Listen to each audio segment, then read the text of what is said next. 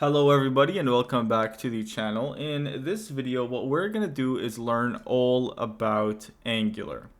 Now, Angular is a wonderful framework in order to build complex, multi-page front-end applications, specifically web applications, and we can do so relatively easily.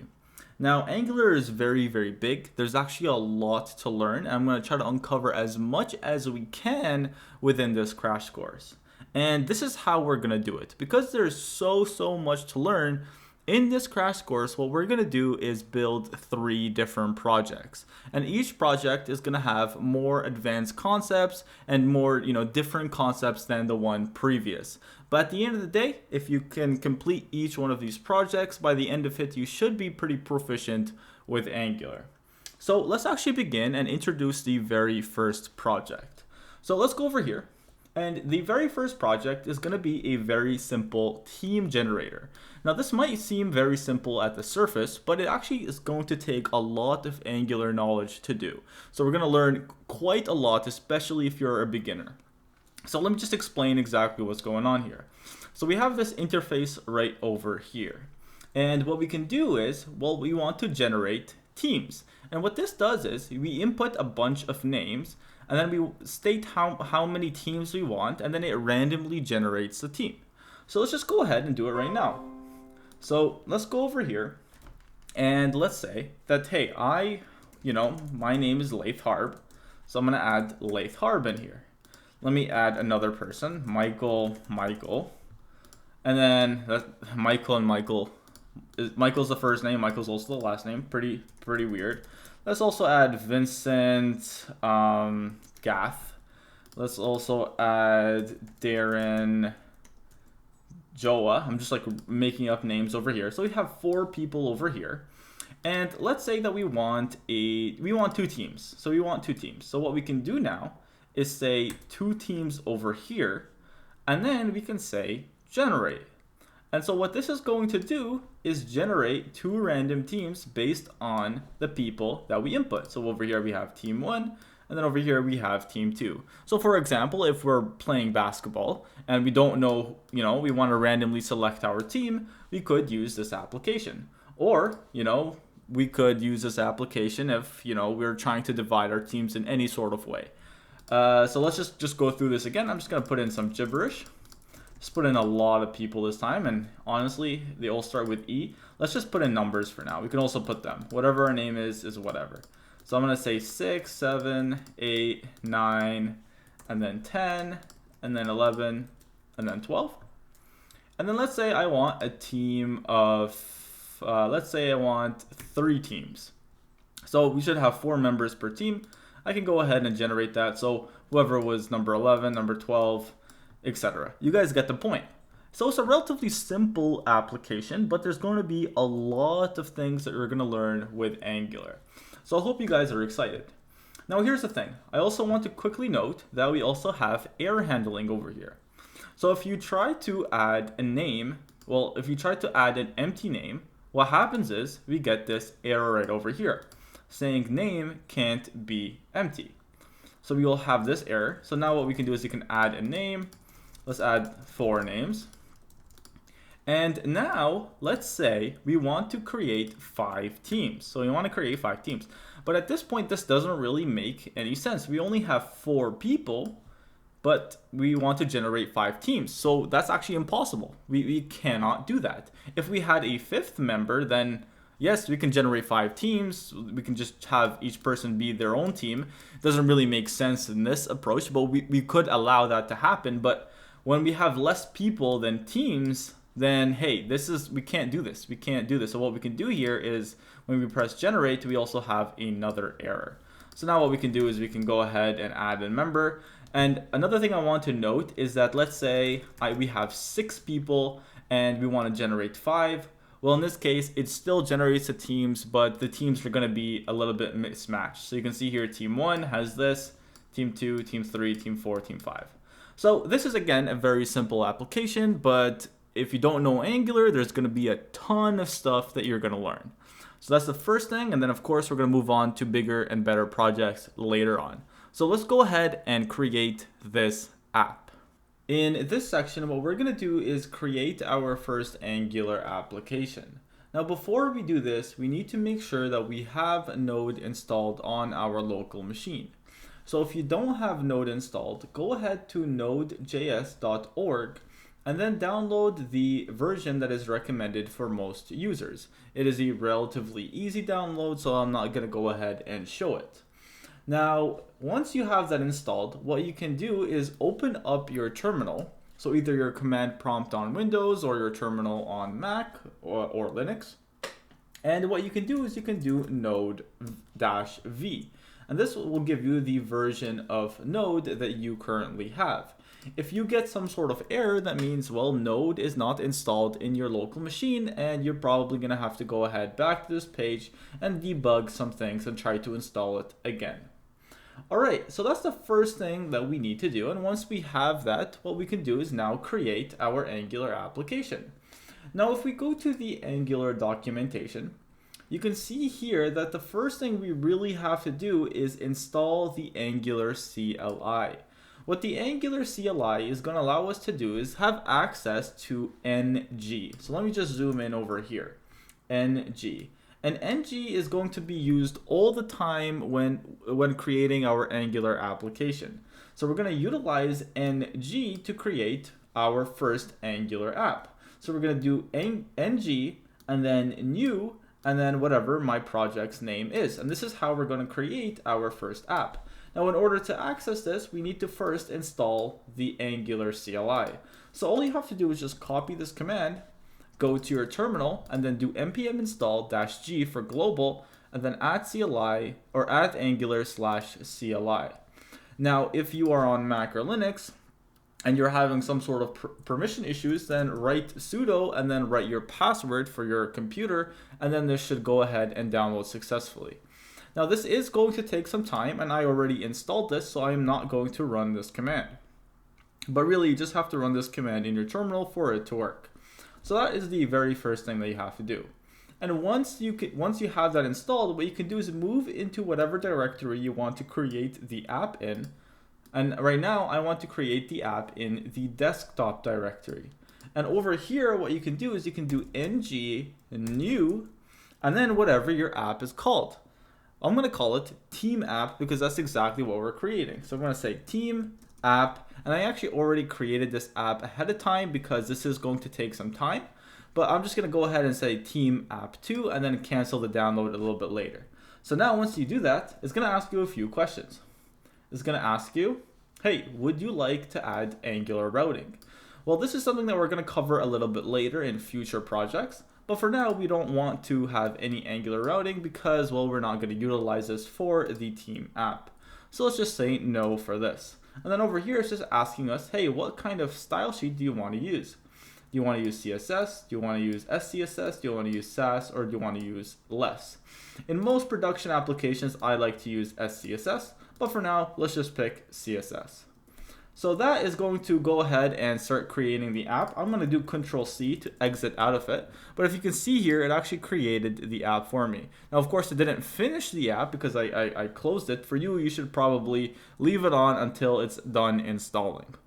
So once it's done installing, you should have a directory in whatever directory you're in right now called team app. And what I want you to do is to move into that directory into your terminal. So over here, what you can do is do an ls, and you can see we have a bunch of different files and folders within our new Angular application. So let's go ahead and open this in a text editor. My text editor of choice is VS Code, of course. So I'm going to go ahead and open it up in VS Code. So I'm going to go here, open. I'm going to go to desktop directory.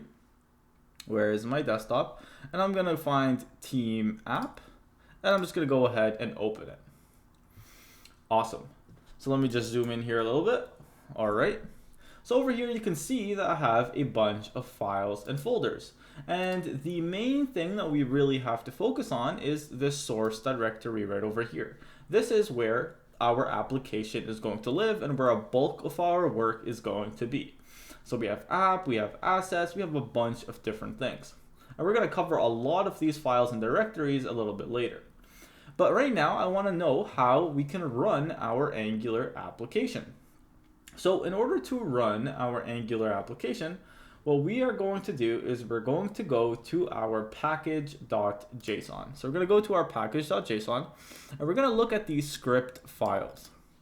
So in order to run our application, what we have to do is look at this script right over here, start.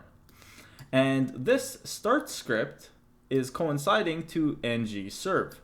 So this is what we can do. We can either say ng-serve now that we've installed the CLI, or we can just do npm run start. And what this is going to do is just say ng-serve.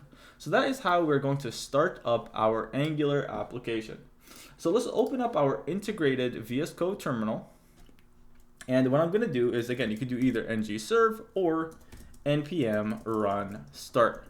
I'm going to go ahead and do npm run start. And over here, it's just going to ask you something about, it wants some analytics. Google wants some analytics to improve Angular. I'm just going to say no for this. You can say whatever it is that you want. And now hopefully this doesn't take too long. Now what it's doing is it's setting up our Angular application. Let's give it some time. It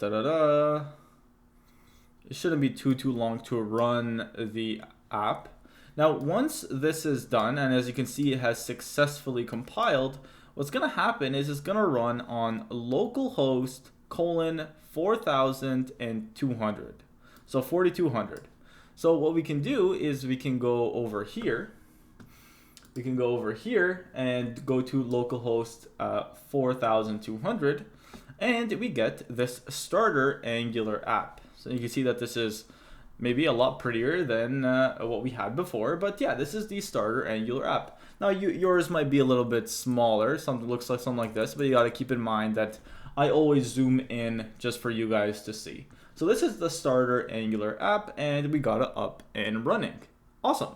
So now let's actually start exploring what is creating all this HTML. We're going to start exploring that in the next section.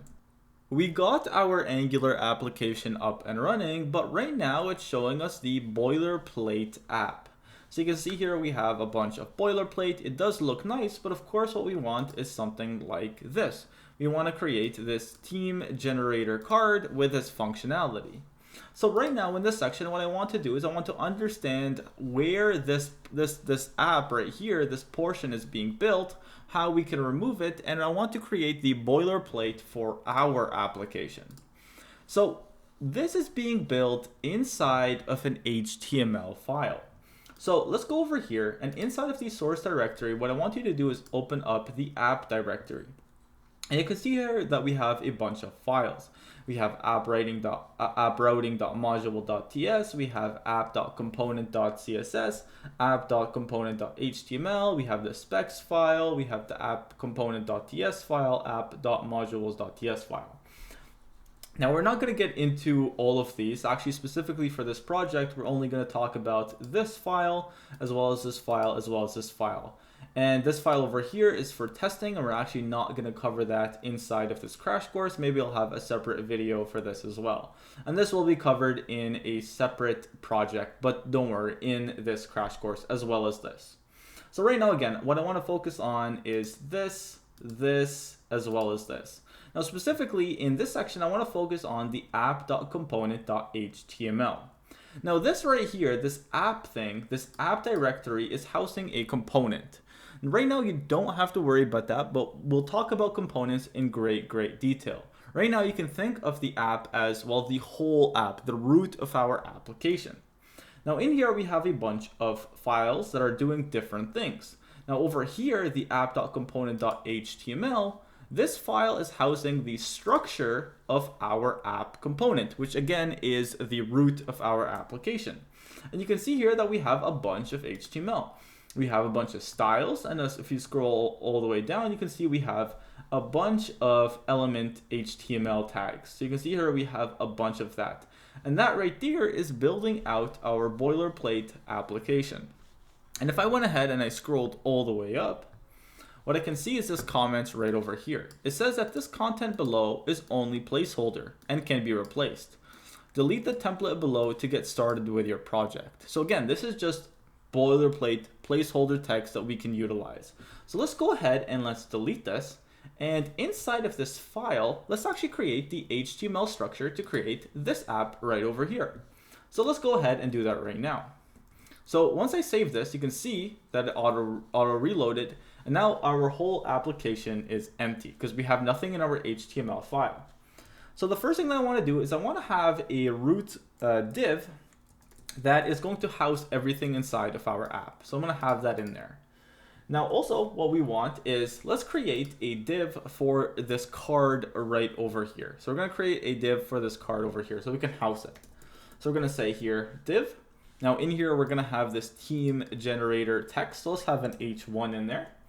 And we're going to say team generator. So now if we were to save this, you can see that we have that here. Now, of course, it's not going to be as pretty as this because we're not going to add styling for now. We're going to talk about styling in great detail and how we can incorporate that with Angular. But for now, again, we want the boilerplate. So now the next thing is this over here. Now, remember, this thing is going to be really holding a list of names. So what I'm going to do here is right below this, I'm going to create a UL for unordered lists. So I'm going to go over here and do that. And then in here, we're going to have multiple LIs that are going to have multiple names.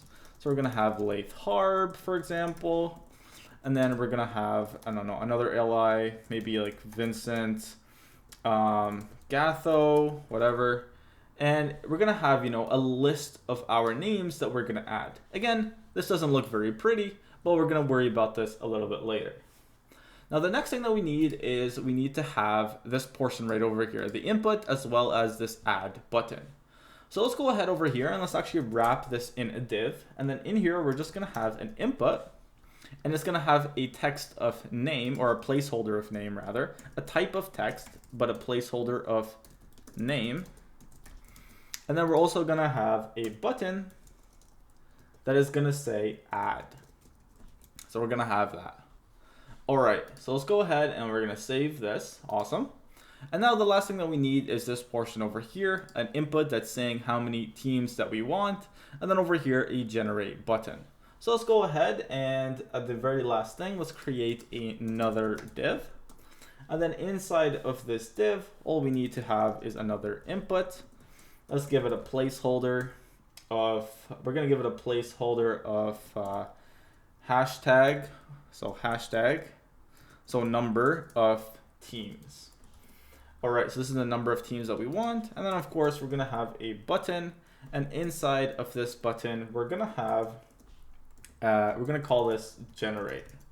Awesome, so we're almost done. Well, this is our app right here. Pretty hideous, doesn't look as good as this, of course, but hey, we got the HTML structure. And that's the most important thing that I want you guys to understand.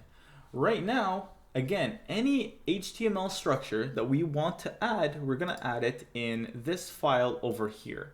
Now, when we have multiple components, we're going to have multiple different .component.html. But again, this is where the structure of our components are going to live, inside of the .html file. Awesome. So now that we got that out of the way, let's actually talk about how we can incorporate styling with Angular. We now have the HTML template for our application. And of course, we added this inside of the app.component.html file. However, our application, as you can imagine, looks very ugly. It is not styled at all. Eventually, what we want is our application to look something like this. So I want to have some card, I want to have some colors over here. You know, just overall, I want this to be styled better. This just doesn't look great. So what we're going to do is we're going to learn how we can style our application and our components within Angular in this section. Now, typically when we want to style things, what we do is we add the styles inside of a CSS file. So let's go over here into our directories. Let me close the node modules, and let's just look for a CSS file. Now inside of this app directory, I see this app.component.css. Let's click into it. There's nothing in there at the moment. So maybe what we can do is we can add some styles in here. Awesome, so this looks good. So maybe this is the file that we need to add our styles into. However, now if I scroll all the way to the bottom, I see this other CSS file called styles.css. So you can see here that this also has nothing within it. Now, what's the difference between this CSS file and this CSS file? It seems as though, well, they're both CSS files, so where do I add my styles in? Do I add it in this file or this file? Well, the answer to that is it depends. These right here, even though there are style files, they have two different purposes and two different functionalities. Let's start with this one over here. The app.component.css file is only going to style elements that exist inside of the app.component.html. Any elements outside of this component are not going to be styled. So what's happening here is the styles are being scoped to all the elements only inside of this file. So that is what's happening here. So if I have some other HTML elements that live outside of this file and I want to style them as well, well, I cannot use this file over here. Now let's go over here to the styles.css. This is where global styles are going to live. So if I want to style maybe all of the LIs to have a specific style, no matter where they are in our application, what HTML file they're in, I will add them over here because it will be globally styled. And let's actually run through an example. So right here, let's say I want to style the body. And I want to style the body so that the background color is dark cyan. Let's go ahead and save that. Now let's go over here. And you can see that our application turns dark cyan. Awesome. So this seems like it works. Now I'm going to go ahead and cut this. And what I'm going to do is I'm going to go to the app.component.css. And let's go ahead and save this first. And now you can see it goes back to normal. And now in here, inside of the app.component.css, I'm going to paste in the exact same style and save it.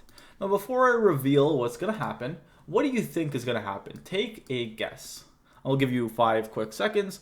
5, 4, 3, 2, 1. Well, let's actually take a look.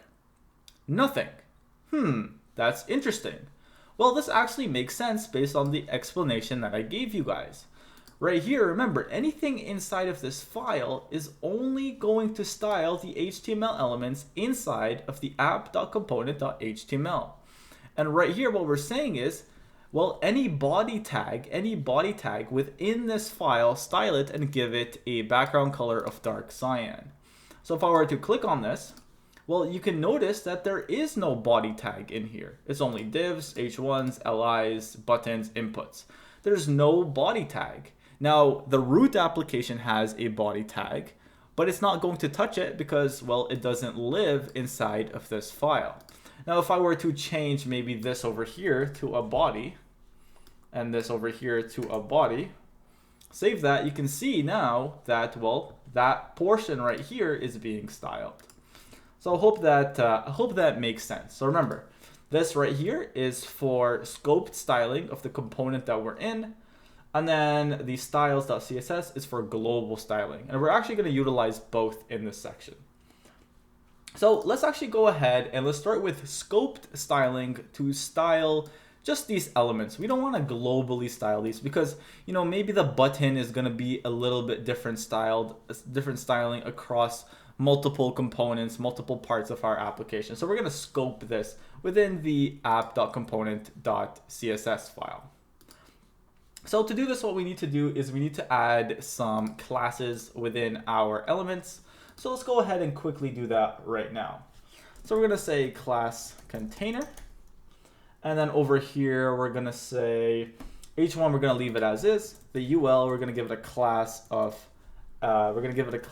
list.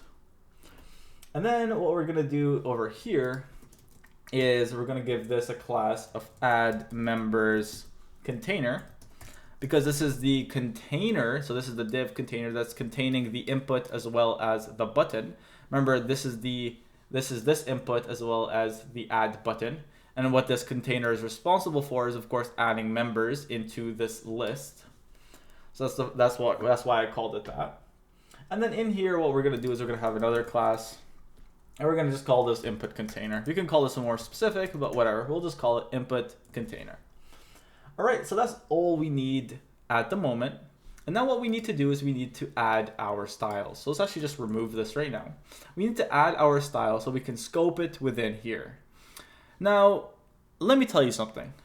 Right now, I actually shot a video, and I went ahead and I actually coded out all the styles from scratch, and it just took too long, and I felt like it was taking away focus from Angular itself. So I actually decided to just reshoot this video and say, hey, we're just gonna copy and paste some styles. That's exactly what we're gonna do. This isn't a CSS course, this is an Angular course, and what we're gonna do is just simply style this just to make it look a little bit better. The real premise, the real part of this application or this section is to tell you the difference between the app.component.css and the styles.css. If you understand that, that's really all that matters.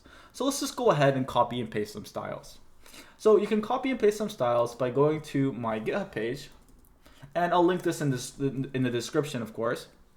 Go to O1 Team Generator, go to Source, and then go to App. And then inside of app, you can go to app.component.css and just go ahead and just grab all of the styles. Let's grab all of these styles. Some of these styles we're not even utilizing, like error message, but we will a little bit later. So let's just go ahead and paste that in. And now what we can do is we can go to our app, and you can see that it's looking a little bit better. However, it's still, not that great. Like this looks a little bit different than this. Now, what's the reason for this? Well, the reason for this is that for this application right over here, I'm also utilizing an outside library for CSS. And specifically, I'm utilizing Semantic UI CSS. So there's multiple libraries out there like Bootstrap, Bulma, and then Semantic UI CSS. There's so many different CSS libraries. And what I'm doing here is I'm using that in conjunction to my custom styles. So what we need to do is install Semantic UI CSS inside of our application, and then somehow apply those styles within our app. So let's go ahead and do that right now. So in order to do that, we need to open up our terminal. And let me just go ahead and clear. And what we're going to do is we're going to run this command, npm install semantic UI CSS. So let's go ahead and run that.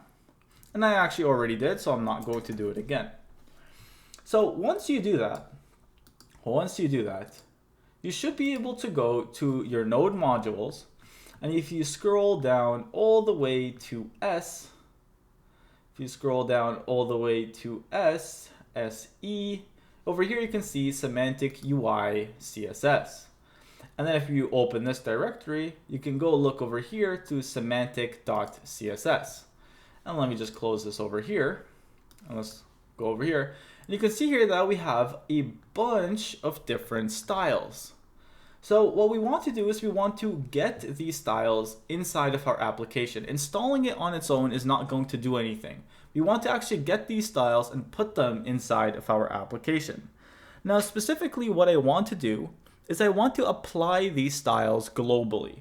So any class or any div or whatever that has a class of, for example, UI Facebook button active, I want to just globally give it these styles.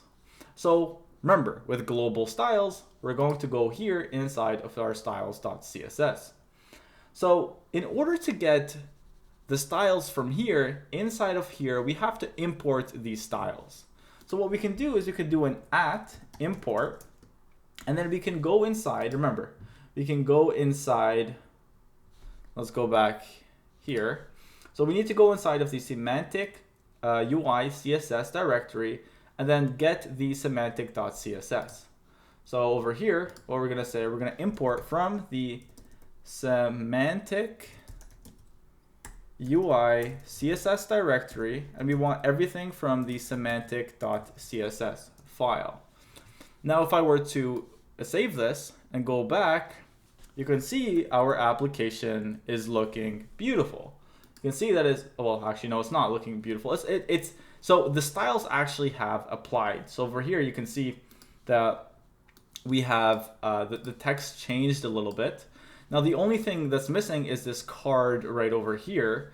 And the reason why that's not applying is because we didn't apply the CSS at the moment. So what we can do is we can go to our app.html components. And in here, what we can say is we can give this the class of UI card. And by doing that, you can see that now our application has changed. Now, the last thing that we need to do is to fix this over here. This is looking pretty ugly. I don't like these style bullet points over here. So we actually kind of missed that from the copy and pasting. So let's just go over here. We're going to say li. We're going to say list styles none. We're also going to say font size of 1.25 rems. And we're going to say a margin bottom of 0.5 rems. Let's go ahead and save that, and that looks a lot better. And there we go. We have styled our application. Our application is now looking really good now that we have added our styles. But the issue is, well, nothing is functional. This right here is hard-coded. This over here, if I add anything and then press add, it doesn't even work. And if I try to generate the teams, this doesn't work at all. So this isn't functional, and yes, it looks good, but it's completely useless at the moment. So what we need to do is, well, of course, we need to add the logic to make this functional. Now, there's quite a bit of logic that we need to add to make it fully functional. So let's just take one step at a time.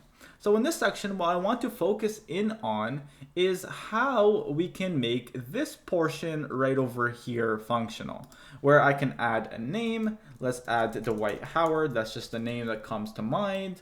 And then when I press add, what I want to see is Dwight Howard inside of this list. So that is the functionality that I want to add.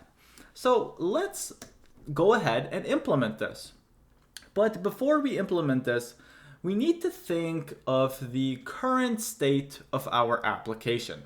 So what do I mean by that?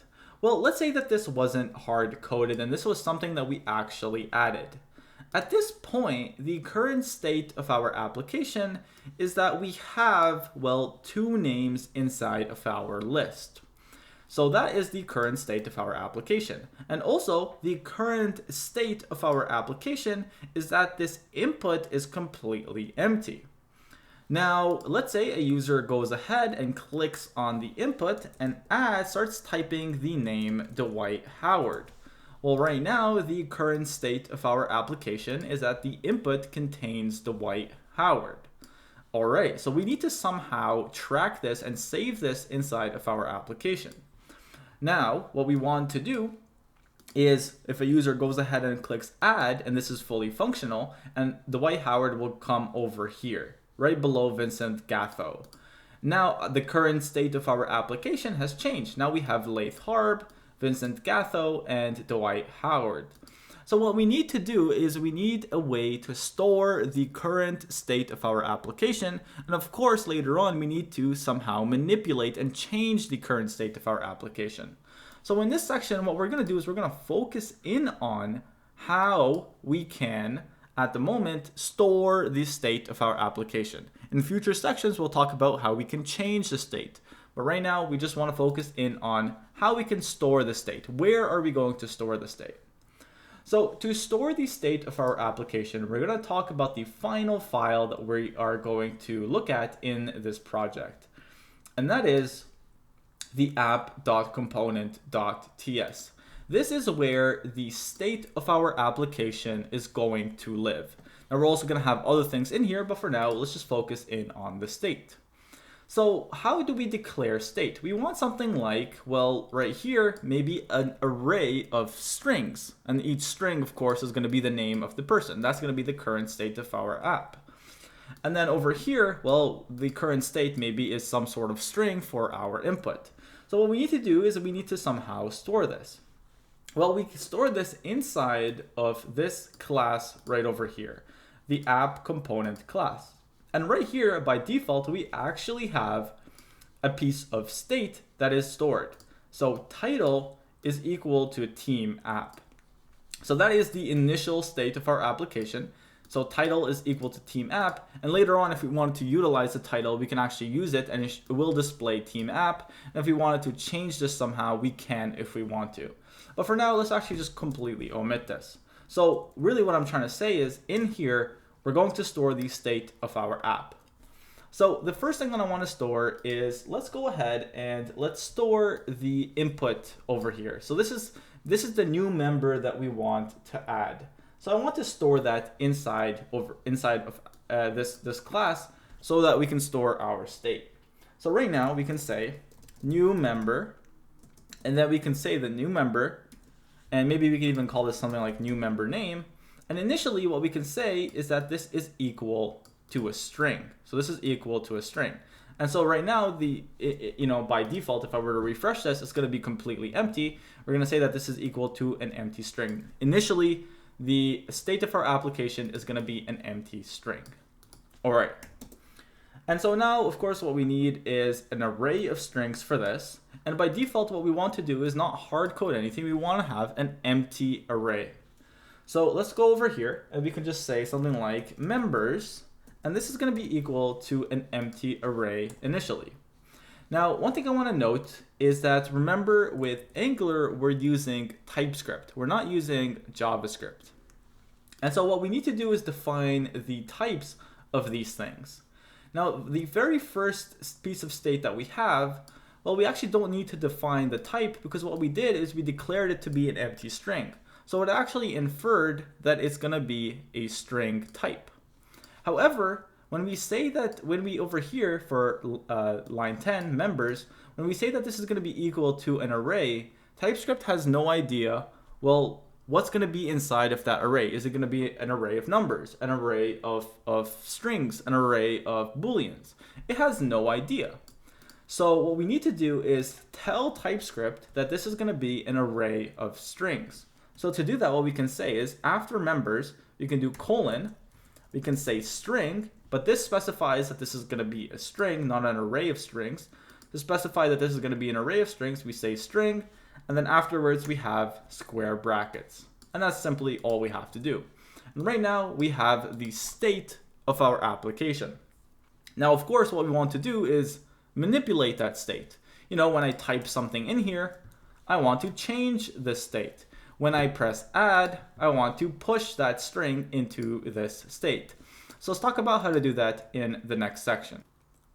Right now we have stored the state of our Angular application, which is awesome.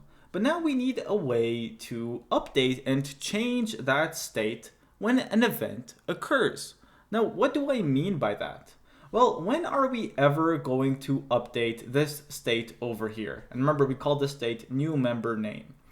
Well, we're going to update this when some event occurs. Now, what is the specific event? Well, maybe some sort of typing event. So when the user goes ahead and types this.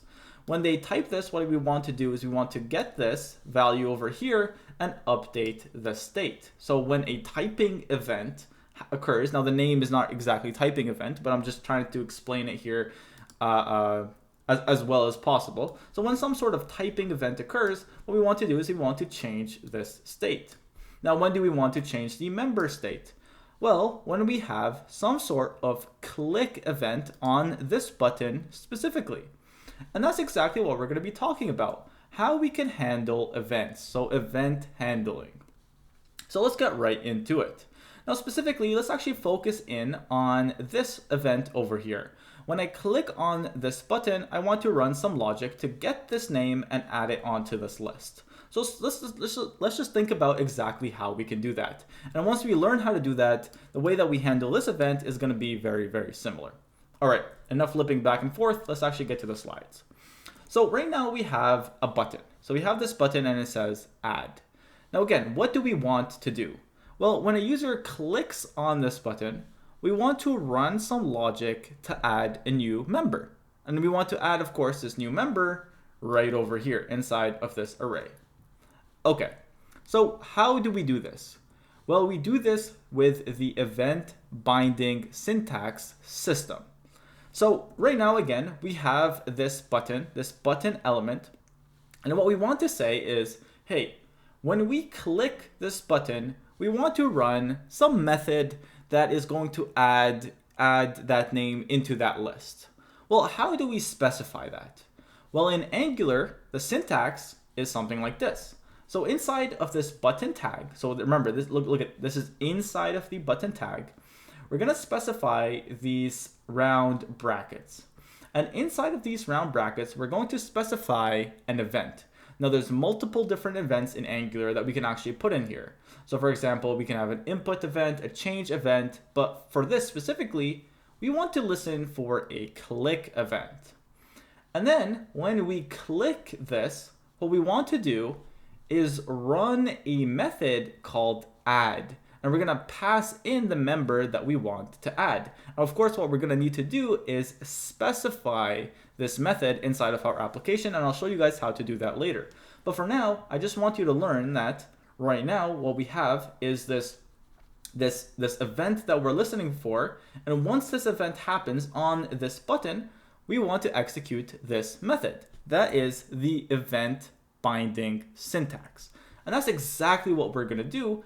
And the differences across this change and this change is really over here what the event that we're listening for is and what method that we want to execute. But at the end of the day, it works exactly the same way. So let's actually do this. Let's actually do this one specifically. So let's go over to here. So let's go to our, where is it? I can't even find it. Where is it? Where? App, okay, yeah, so in our app.component.html, sorry, I wasn't seeing things for a second. I want to add this event binding syntax. So in here, what I want to do is I want to listen for a click. So I want to listen for a click. So we're going to have our parentheses. We're going to say click. And then we're going to say that is equal to, and then over here, we're going to have quotes. Now, one thing I want to note, anything in here, right after this event binding syntax, right after this parentheses, this isn't a string. This isn't a string. Please understand. This isn't a string. This is actually JavaScript. I know it looks like a string, but Angular is actually going to interpret this as JavaScript. So just to prove this to you, our application is running all fine and dandy right now. And you might think that, okay, this is a string, so I'm just going to add whatever. If I were to save this, our application breaks. Because what's happening here is that it's interpreting this as JavaScript.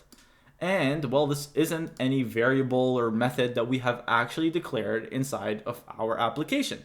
So we can't put anything. This is really JavaScript. So what we can say in here is something like add member. And we can just go ahead and invoke this. So this is a method that we want to invoke. So let's go ahead and save this. And now if we were to go back, you can see that this, well, it still fails. Okay, well, why is that? Well, that's because this method doesn't exist. Now, where are we going to have this method? Where are we going to store this method? Well, we store all the methods also inside of our app.component.ts file. So this file, what it contains is the state of our application and any methods that are going to manipulate our state. So this is where we're going to store these things. And what's going to happen is, once we store it in here, anything that we have declared inside of the app.component.html is going to go ahead and look inside of the app.component.ts. If this doesn't exist in the app.component.ts, it's going to throw an error. So let's go ahead in here and let's add member. So we're going to go ahead and say add member. And well, let's go ahead and save this, and you can see that now it works perfectly fine. All right, so that's awesome. So now what we're saying is, well, hey, when we click on this, we want to add a member. We want to invoke this function. And let's actually go ahead and let's just to prove that this works, let's console.log clicked event, whatever, just console.log something. Let's open up our inspector. Let's go over here to our console. And let me zoom in here a little bit. Awesome. So it's right here in the very bottom. I'm just going to go ahead and click. And let me refresh. I'm not sure why that's not working. All right. I'm actually not 100% sure why that's not working. We have add member. Oh, okay. I know why that's not working. I added it on the wrong button. Sorry, apologies about that. Hopefully you guys caught that. I put it into the generate button, not the add button. So let's just add that and put it in here. Sorry about that, guys. Hopefully you guys caught that. So now what we can do is we can say add, and you can see here that it executed this method.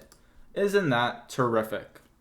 Now, what do we want to do when we click this? Of course, we don't want a console.log. What we want to do is, we want to push whatever the new member name is into this right over here, into members, into the members array. So what we can do here is we can say this dot members. Remember, this is a class, so we're gonna have to say this dot members to refer to this over here, and we're gonna say dot push, and we're gonna push whatever this dot new member name is. So, and let's actually go ahead and now console.log the members state. So if I were to click this button, you can see now we have an array with an empty string. I hope you guys can see that. Let me zoom in here. We have an array with an empty string. And so what it's doing is getting this string over here and pushing it in here. And so we're changing our state. Isn't that incredible? Now, of course, we don't want to add this empty string, but just to prove a point, you can see here, well, we're adding it every single time. All right, cool. So the next step is, well, what we want to do is eventually type in something, press add, and then it's going to add, well, this over here instead of an empty string. So what we need to do is we need to change the state of this when somebody is typing something on an input. So to do this, I kind of encourage you to do this on your own, even though the syntax is a little bit different.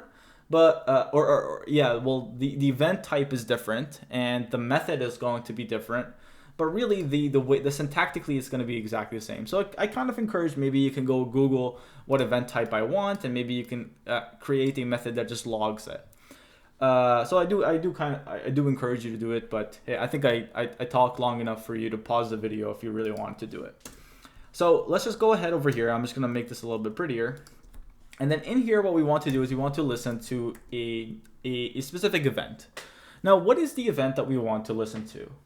Now, for Angular, any input event is, well, going to be called the input event. And what this is going to do is it's going to listen for any changes on a specific input. And what we want to do is we want to call a function, and we call this function, let's just call this function very simply on input, and we want to invoke it. Now in here, what we want to do is we want to pass in the current state of our input, the value of our input. Now to do that, what we need to do is we need to give this input an ID. So we're going to do it over here, and it's not going to be like ID is equal to this. It's going to be very Angular syntax. We're going to say hashtag, and then we're going to say that this is called the people, or maybe we even call this add member input. And then in here, what we can do is we can say add member input dot value. So what this is going to do is it's going to take the add member input and look at the value of it. The value of it is this over here, and it's going to pass it to this this on input method over here. Let's save that. Again, this is going to fail because remember, this is JavaScript. This is not a random string. So we need to have an on input method inside of our app.component.ts file. And so over here, we're going to say that this is, well, we'll just call this a member. And we're going to say that the member is a string. And then what we're going to do here is we're going to go ahead and we're going to say this dot new member name is equal to member. So let's save that. And let's also do a console.log. Console.log, we're going to console.log this dot new member name. Save that. All right, so now if I were to type here, you can see that our input is changing.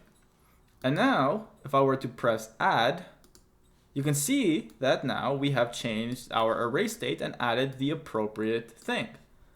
Isn't that terrific? Awesome, awesome, awesome. So we learned about state in Angular, and now we also learned how to manipulate our state when some sort of event occurs in our app. So far in our application, we were able to store the state as well as update the state on an event. Well, this is cool and all, but what we really want is to display that state inside of our application. So for example, right now, if we have an empty array of this, well, this string over here should be displayed in our list. And if I were to, of course, add, another person, well, we should have, right now we have 2 strings.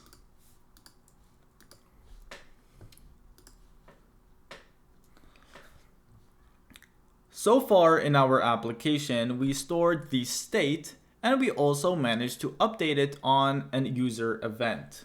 So that's all cool. However, I want to, reflect that state inside of our application. It really doesn't do us any good to just store it inside of our code.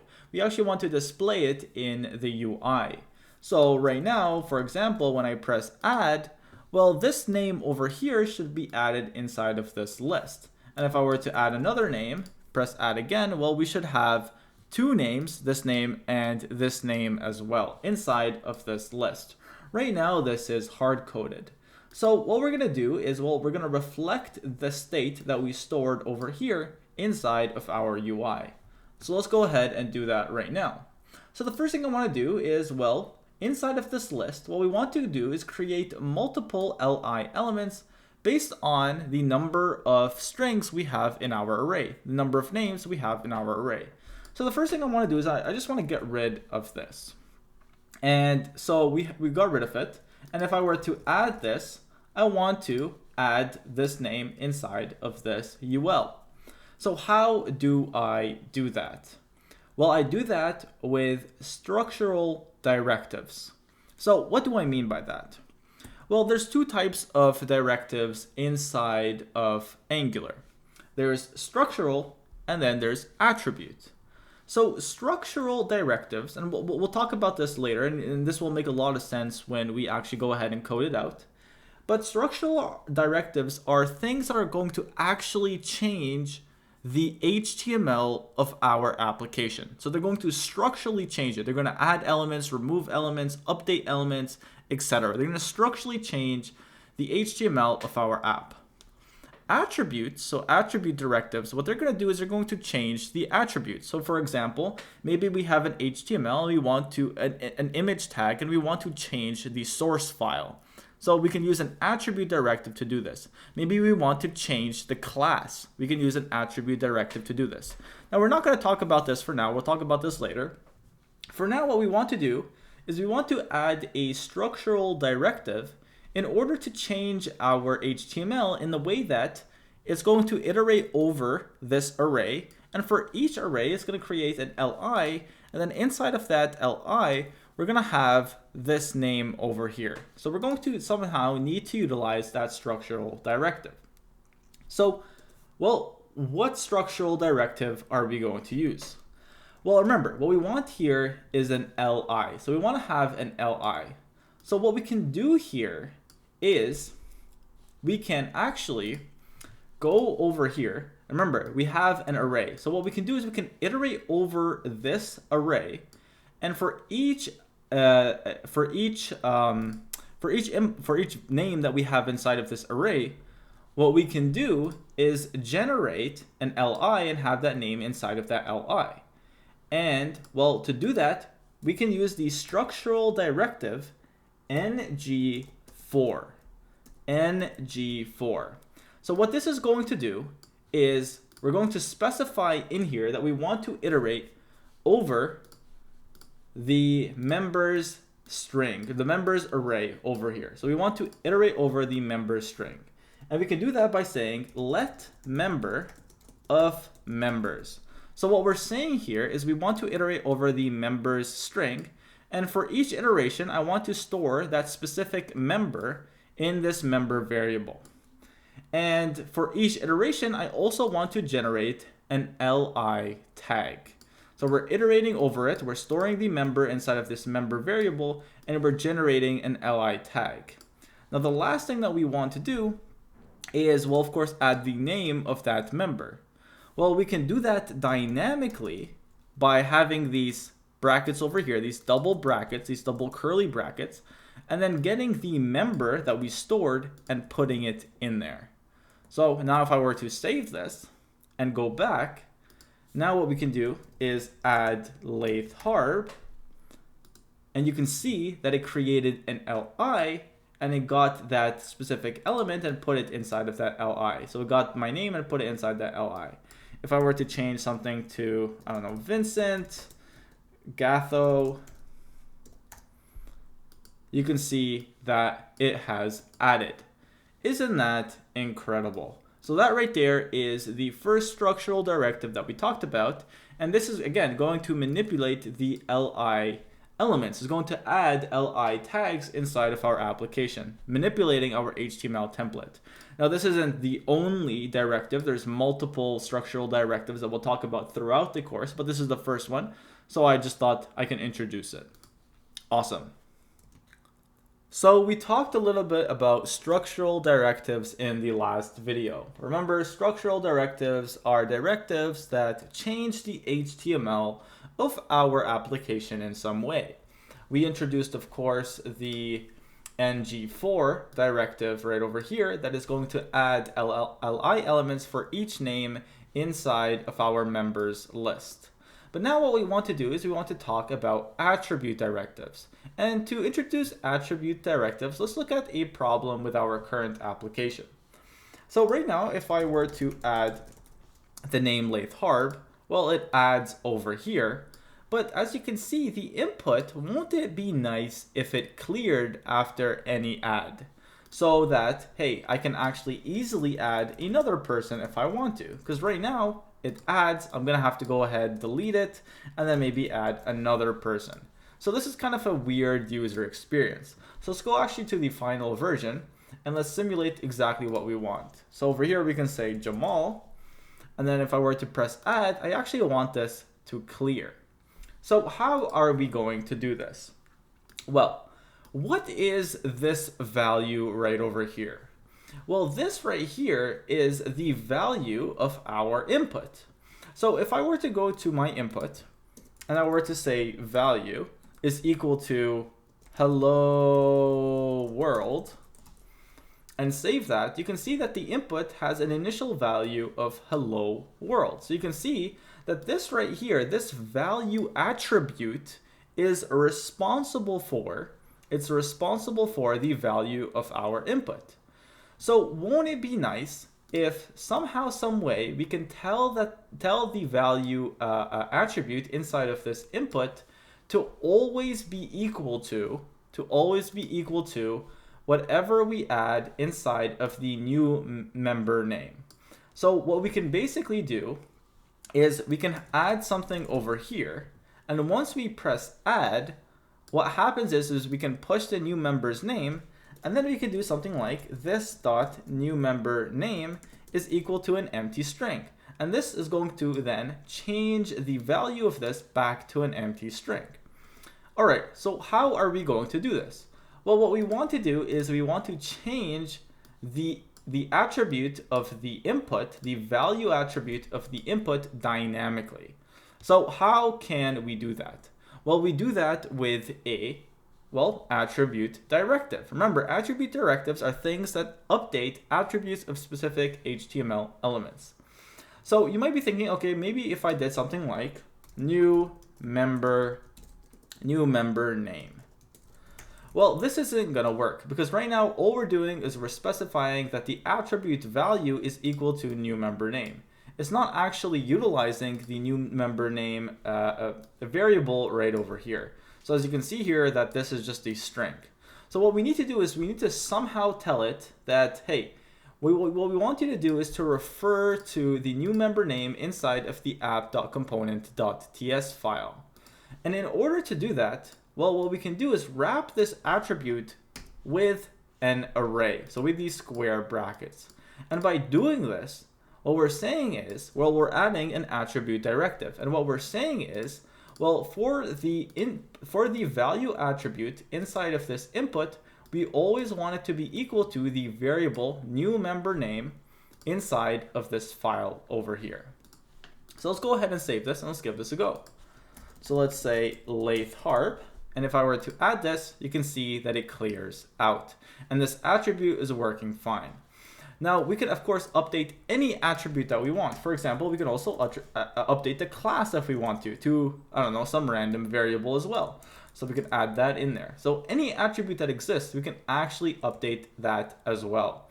So over here, just to prove this to you, let's go ahead and inspect, and let's find which element are we, this one right here, this input element.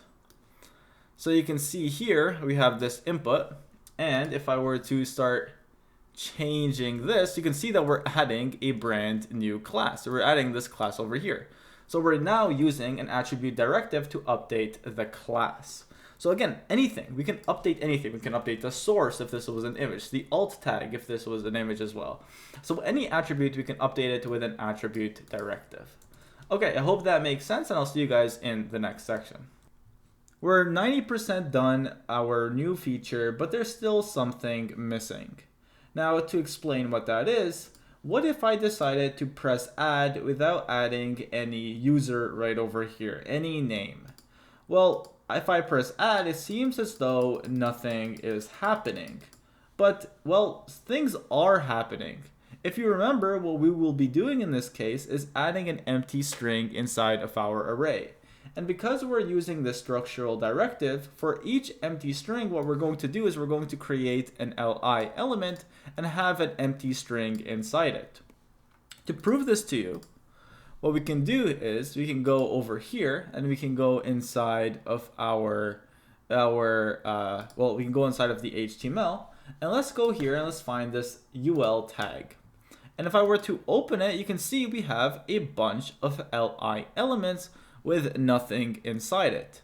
And when, of course, this is not what we want. So what we want to do is if you press add and there's nothing inside of this input, it's just an empty string, we want to throw some sort of error and not add that inside of our state. So let's go to the production version, or maybe not production version, the complete version. And if I decided to press add, well, nothing should happen and we should get this error message right over here. Name can't be empty. So what we're doing here is nothing really new except for this over here. So as you can see, nothing was present at the moment. But if I were to press this, now something is present. So we're going to figure out how we can display and not display text conditionally, of course. So let's go ahead over here and, well, let's handle this. So I think the best way to handle error state is by having, well, a piece of state inside of our app.component.ts. And over here, what we can say is error message. So we can say error message, and we can say that initially the error message is just an empty string. And if it's an empty string, that means that, well, there is no error. So once we want to add a member, what we can do is we can check if the new member name is empty or not. If it is empty, then, well, what we want to do is not execute this code right over here. And let's actually just remove the console.logs. So let's remove that. So again, what we want to do here is we want to have conditional logic. So we're going to say here, inside of the add member, we're going to say, well, if this dot new member is falsy, so by saying this, we're saying that if this dot new member is falsy, and if it's an empty string, it will be falsy. and thus it will pass this condition. If it's falsy, what we want to do is we don't want to execute this code. So the best way to actually prevent executing this code is simply by stating return. And so we're going to return here and not execute this code. And to prove this to you, we can go back here. Let's go back and inspect. Let's go to our UL. And right now we have nothing inside it. And if I were to press add, you can see nothing gets added. Now if I were to actually add a name, now we actually get an li added, and this is added over here. Awesome. But now what we want to do is we want to also display the error message so that the user knows exactly what went wrong. Because right now, if we just do this and nothing's happening, it's kind of a weird experience. We want to display an error message. So what we can do in here as well is simply state, we can simply change the state of the error message to, well, whatever message we want. So we can say error message is equal to, and we can say here name can't be empty. All right, so now we did that. Awesome. So of course now what we want to do is we want to display this error message, well, conditionally. So let's go in here, and what we want to do is let's go all the way to the bottom. And inside, right here, right below the generate, so right below this generate, what we want to add is a p tag. So right here, we're going to add a p tag. And this is going to display the text. So inside of the p tag, we're going to have the text of error message. So whatever this is, we're going to display it. So let's actually save this. And in order to get any piece of state inside of our HTML, we have to wrap it with the two curly braces, similar to what we have over here. So simply now what we can say is we want to display error message. Now, if it's an empty string, that's completely fine. Nothing is going to occur. However, if there is a value in it, well, we're going to actually go ahead and see this. Let's also give it a class of error message. So we're going to give this a class of error message. So let's go here. Let's save this. You can see we don't see it. If I do try to click it, now we do see it. So it seems as though this works perfectly fine. And actually, this is a completely valid implementation. But I want to just quickly, again, show you something. Let's go over here and let's look at this p tag. So as you can see here, we have this element. Let's do a refresh. And you can see that the p tag still exists with empty content, even if there isn't any error message. So I think it would be nice if there is no error, just completely omit the p tag. I don't even want to see it. However, if there is an error, so if the string is not just an empty string, we'll display the p tag with the text. I think that would be terrific. Well, what are we doing here? Well, we're updating the structure of our HTML.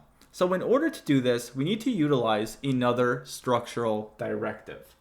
And so we've already utilized the ng4, and remember, this is for iterating over an array, so we're not going to utilize it over here. But instead, what we're going to utilize is the ngIf directive. So over here, what we can say is star ngIf, and then we can say here is equal to, well, these quotes, and inside of this quotes, we can have any sort of Boolean condition. So what we can say here is if, well, error message is truthy, which means that there's content inside of the error message. If there is no content and it's an empty string, this will return falsy, and thus we won't actually return this p tag. So if this is falsy, this condition right here is falsy, then we are not going to return the p tag. If it's truthy, then we are going to actually create this p tag. So let's go ahead and save this. And now, if I were to go to the body, I cannot find, oh, if I actually try, let's see here. Let's just go all the way here for now. So I cannot find the p tag whatsoever. It's completely gone. It's not there. But if I were to press add, let's go over here and pay close attention to the HTML. If I were to press add, you can see now that we have this new p tag. So that is another neat structural directive for conditional rendering. Awesome. And that actually wraps up this feature. So we're pretty much done this feature. This feature is working completely fine. One thing that I might want to do is when I actually add a name successfully, maybe we can actually empty this right now and actually completely remove the p tag. So what we can do to do that is we can go to add member. And if we pass this check, we can actually just empty out the error message. So we can say something like this.error message is an empty string. So let's just try this again. So right now we have the error message, but if I were to, okay, I realize that the name is empty and I add it, now I don't see that error anymore. Awesome. In this video, what we're gonna do is write the logic to generate a team. Now to explain what I mean by that, let's go to the final version over here, and let's actually input some names. So we already kind of did this. So 1, 2, 3, 4, 5, 6. We're just gonna say that the names of these people are numbers. And now when we click over here to number of teams and we say 3 and then generate, what it should do is generate 3 teams, and it's going to randomly assign whatever person into each team. So these are randomly assigned. So what we're gonna do is we're gonna create the logic to create this data. We're gonna render this data a little bit later in a future section, but in this section, we're just going to write out the logic. Now, to be quite honest, the logic is actually quite complicated, and it actually took me a while to write it out myself.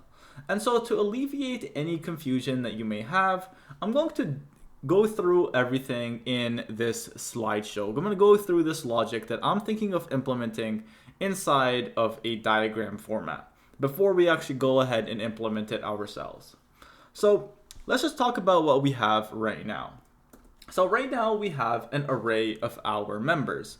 And of course, this is representative of this right over here, or the elements inside of this list.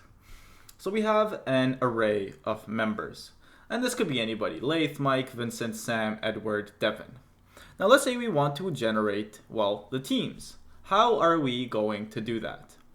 Well, we're going to do that by first asking, well, how many teams do you want to generate? So we actually need to store this state somewhere. So this is something that we need to do in order to complete the logic of our application. And this isn't that difficult. We've actually done this before. So we can over here have some sort of number of teams state, and we can also have an on input that changes this as well. So, okay, this is not that difficult. And let's say we implemented this and the user says 3 teams. Now what?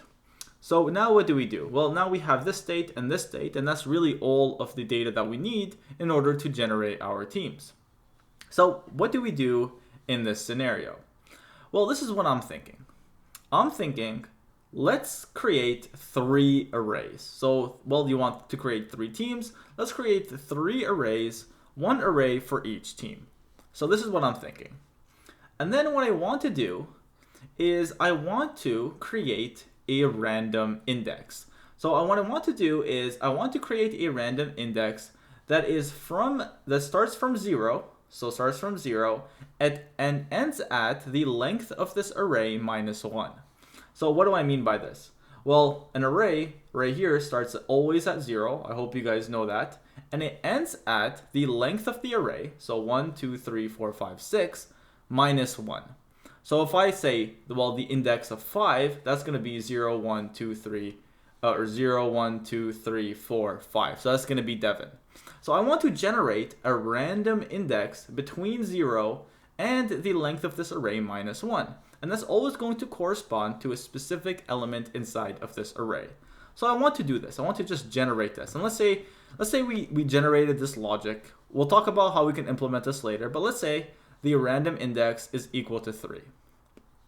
Okay, so, and again, this is completely random. This isn't something that we added. So now what we can do is we can say, okay, that's fine. Let's take the element at the 3rd index, which in this case is Sam, and let's plug it in to the first array. We're going to go ahead and plug this into the first array. And while we plug it into the first array, we're going to eliminate this element from this array. And so it's going to look something like this.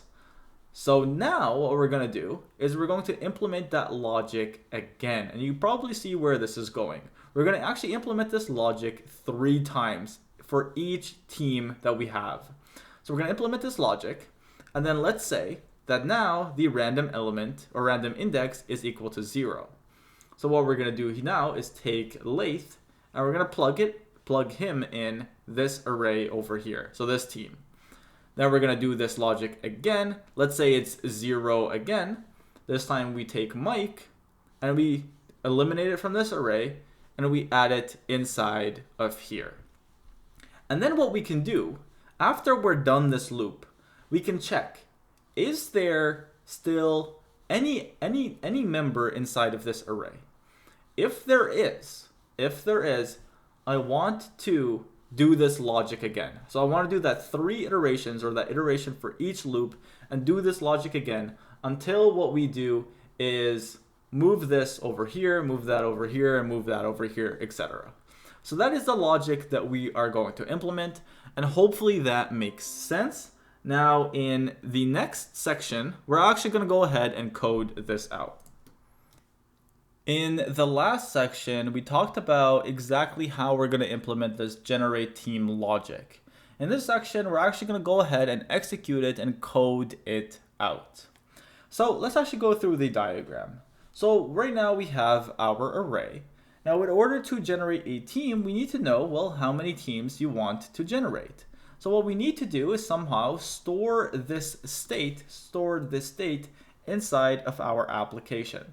So we've done something very similar to this before, so let's go ahead and do it right now. The first thing that we need to do is to go over here to our class component. And then inside of our class component, what we're going to say is, well, number of teams. So number of teams, and initially let's just set it to 0. Now inside of our app.component.html, what we want to do is we want to do this right over here. So we want to have this event binding syntax. So we can have the input event and then actually manipulate our state. So let's actually go ahead and copy this because we also want the attribute in there as well. So let's go ahead and let's put that in there. And so over here we can call this something like on, I don't know, number of teams input. So we can call it that. And then over here, we can also give this an ID of number of teams. And then over here, we can say number of teams dot value. Now, right now, we also have the value. So what we can do is we can set that to what we have over here, number of teams.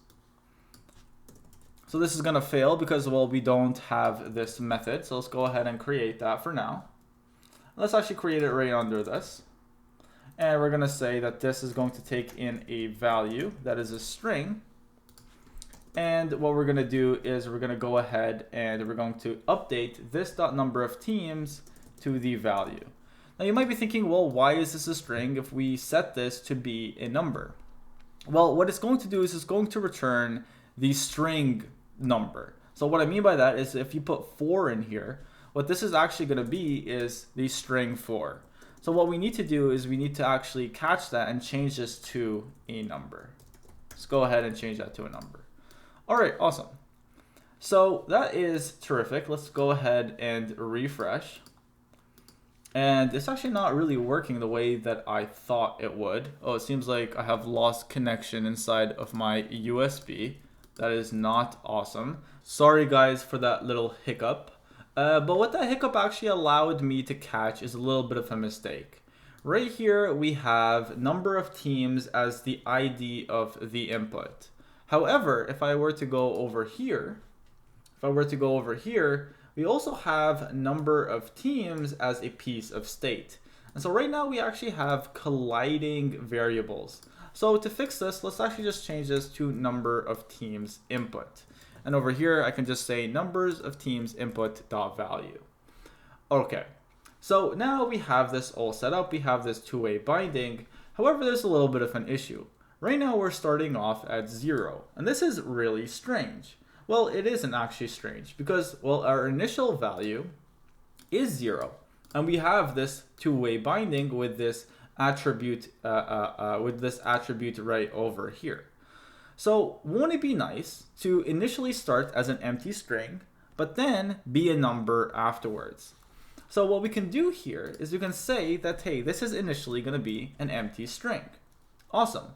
But this is going to cause an error over here. So now what we're saying is this dot member is equal to the number of value. And if I hover over this TypeScript error, it's saying type number is not assignable to type string. So by changing this to a string, now the number of teams type is a string as well. But what I actually want it to be is a number or a completely empty string. So now what we can say is, okay, well, I can just define the type to be a number, but now it's yelling at me because, well, we declared it to be an empty string. So what we can do here is say or. Now, I'm not going to say or string. This would work too, but I'm going to say that it's going to be a number or a completely empty string. So we can't have a string with values. It's going to be a completely empty string. And that way we can actually fix this issue. There we go. Okay, cool. So now let's actually go ahead and let's write out the logic. Now I'm going to create a method called generate teams method. I'm going to call this method over here. And I'm going to have, well, the event binding syntax on this button. So we're going to do a click. And we're going to call generate team. All right, or is it called generate teams? Yes, sorry, generate teams. Okay, cool. So over here, we're going to have our logic to generate our teams. Now, what did we discuss? Well, what we're going to do is we're going to create 3 arrays. So really what we're going to do is, well, we're not going to create 3 arrays. We're going to create however number of teams that we have. In this case, it is 3. We're going to create that number of arrays. So let's just go for the example of 3. So what we're going to do is we're going to have 3 loops. We're going to, first of all, we're going to loop through it, and then we're going to find a random index that is within this array over here. We're going to get that element, in this case it's Sam, and we're going to add it to this one. Then we're going to have another loop, and in this case, let's say the random index is 0, corresponding to length, we're going to add it to team 2. Then we're going to have another loop, let's say the random index is still 0, we're going to get Mike, put it to 3. So we're going to have a loop that is going to loop around depending on the size of the team. So if the team size is 5, then we're going to loop around 5 times. But remember, if there's still elements inside of this array, we're going to redo this logic. But for now, let's just focus on the loop of the number of teams. So let's say, again, 3, we're going to loop in 3 times. So the first thing that I want to do is let's create a for loop. So let's say let I is equal to 0. And then so long as I is less than this dot number of teams. So as long as it's less than this dot number of teams, and then we're going to do I plus plus. And over here, well, we also should make sure that the number of teams is actually a number. If it is a string, then we don't want to do this. Or if it's 0, we also don't want to do this. So what we can say here is if this dot number is a string, then it's going to be falsy. So we can say if this is a string, we're going to go ahead and return. We'll throw an error later, similar to how we've done it over here. But for now, we'll just return. And also, if you provide a negative value, let's also return. So let's say, or this dot number of teams is less than, so is less than or equal to 0. We're going to throw an error. So this has to be a positive number. Awesome. So now the first thing that we want to do is, well, let's create a random index. So how are we going to create a random index? Well, in JavaScript, it's pretty easy. All we really have to do is use the math.random method. If you don't know what this means, I highly suggest just do a quick Google search. It's really easy. So what we can say here is math.floor, so we can round it down, and then we can say math.random, and then we can go ahead and multiply this by the length of our members array. Now, one thing I want to note is I don't want to deal with this array specifically. I don't want to deal with this array inside of our state. What I want to do is I want to deal with a reference to it, so a copy of it. That way I can actually mutate that copy, removing elements without removing the elements inside of this state, because that's just going to make things awkward. So what I can say here is inside of here, after this if statement, I can say something like new members, or all members rather, is equal to an array, and we can destructure out everything inside of the members array. And that way we have a reference. So this is going to be exactly the same as this over here, but this way we're not going to be mutating the state, we're instead just going to be mutating this variable. And the reason why we're doing the array syntax is that so we can actually have a completely new array instead of having it bound to the members state. Okay, awesome. So what we're going to say here is all members dot length. And what this is going to do is it's going to give us a random index between 0 and the length of our array. So just to prove this to you, let's do a console.log of random index. Let's go ahead and inspect here. And let's create 1, 2, 3. And let's say I want to generate 3 teams. So this should give us, if I were to look at the logs here, you can see here that it's going to give us 3 random indices. So it says here 2, 1, and then 2. So that's awesome. So this seems to be working. So 2, of course, referencing this guy, 1 referencing this guy, and then 2 again referencing this guy. Of course, what we want to do is once we reach 2, we probably want to remove this element so we don't hit it again.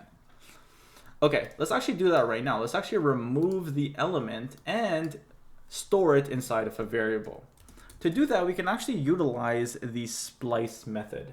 So we can say something like const member is equal to, and then we can say all members, so this is the array, dot splice. And what this is going to do is it's going to splice out a specific element from a starting index. So we can specify the index where we want to start.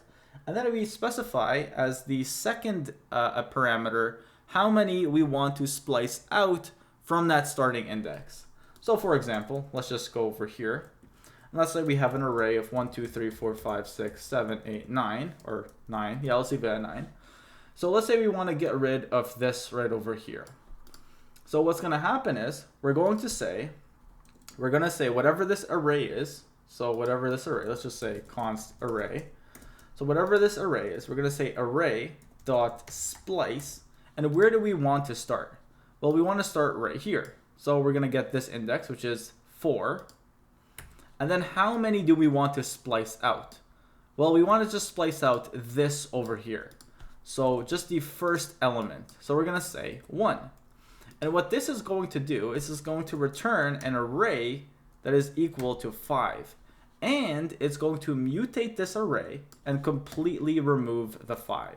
Now, if we wanted to, for example, remove 5, 6, 7, we can just say 3 here. And this is going to return an array of 5, 6, 7. And it's also going to remove this out. So I hope that makes sense. If you don't, you can just probably read some documentation on it. So we're going to say here, we want to start from the random index. That's the thing that we want to remove. And we only want to remove that one element. So we're just going to say 1. Now remember, this is going to return an array. So in order to actually get that element or that member, we have to get it from our array. And well, it's going to be the first element in our array. So we can just say 0. All right, cool. So now what we want to do, okay, we got the member. Well, now what we want to do is we want to add them to these arrays. However, we haven't really created these teams arrays yet. So let's go to our state and let's say, well, teams. We're going to have a new state called teams. And this is going to be equal to an empty array. However, the issue is, and seems here that there's something going wrong here. So property teams has no initializer. Oh yeah, sorry. It's equal to teams. Now the issue that we're facing is Right now, TypeScript has no idea what this is going to be. Well, what is this going to be? Well, it's going to be an array of strings. So remember, we're going to have an array here, an array here, and we're going to have something like lathe, and we're going to have, I don't know, whatever here, and we're going to have here. So to specify that this is going to be an array of strings, we have specified that here, so an array of strings. But this is actually going to be an array of strings. So to specify that, we just add another bracket right over here. Okay, cool. So now the next step, and let me just quickly plug in my computer because it's dying. Sorry about that. So now what we want to do is, well, we actually want to generate this array. So we want to essentially generate an array inside here if it doesn't exist. And we want to add that member inside of it. However, if it does exist, I just want to push that member inside of that array. So to do that, what we can do is have a very simple if statement. So we can say if this.teams, and then we can say if.teams of I, if this exists, so if this array exists, so remember, we're iterating however number of times, however number of teams we have. And so we can say if this.teams of I exists, meaning we have an array in there, we can simply say this.teams of I dot push, and we want to push the member in. Else, if this doesn't exist, we're going to say this dot team of I is equal to an array, and then inside of this array, we're going to have the member be the very first element. Okay, cool. So that is terrific. Let's actually save this. And at the very bottom, let's go ahead and let's console.log the teams. Or this.teams. I always forget that. This.teams. So let's go here and let's just add lathe, Mike, and Vincent. And now if I were to say 3 and I were to generate, you can see I get well 3 arrays: Mike, Vincent, and lathe. Awesome.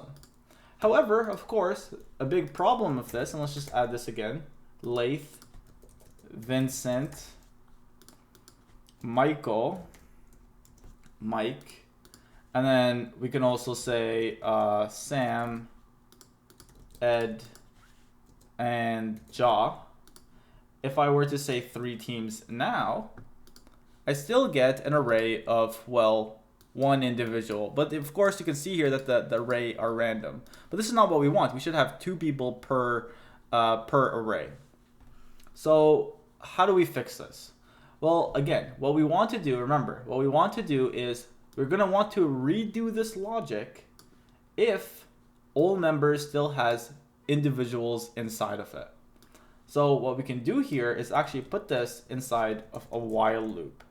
So we can say while all members dot length. So while there's still people inside of this array, we want to execute this logic again. And that's really all we have to do. So let's just do this again. Let's say Mike, lathe, Vincent, Darren, Ed, and Sam. Let's say here 3, we want to generate 3 teams. If I click generate, you can see here now we have an array of arrays, and each inner array has 2 elements within it. So we have actually created the logic. Isn't that awesome?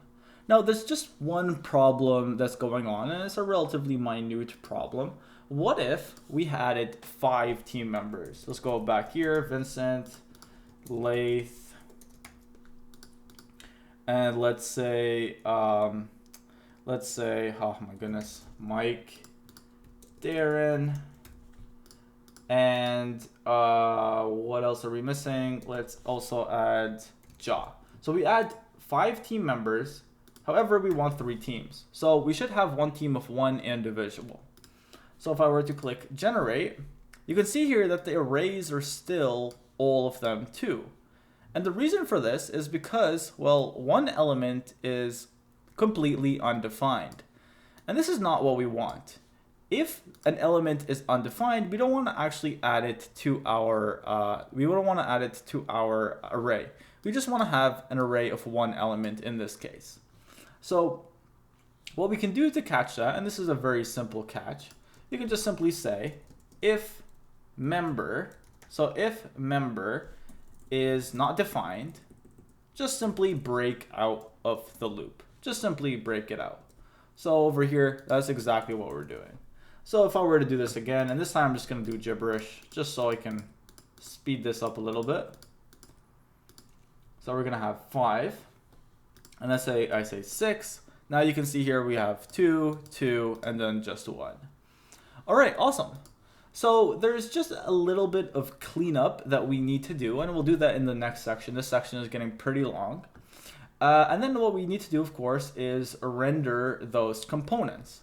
And then after that, well, we're pretty much done this application. So let's do the cleanup first, you know, some error handling. For example, what we want to do is we want to make sure that, you know, if we only have 5 team members, you can't put in something like 10. We need to handle that and actually display the error. And we also, when I click generate, it would be nice to completely remove all of these team members and also remove this input as well. So let's do those cleanup in the next section. So we have implemented this relatively complex logic. I'm super excited, super happy if you guys actually understood that. But now what we need to do is we need to do a little bit of cleanup. For example, what I want to do is once we actually generate the teams, I want to clear this and I want to clear this. This is really easy. Let's actually just do that right now.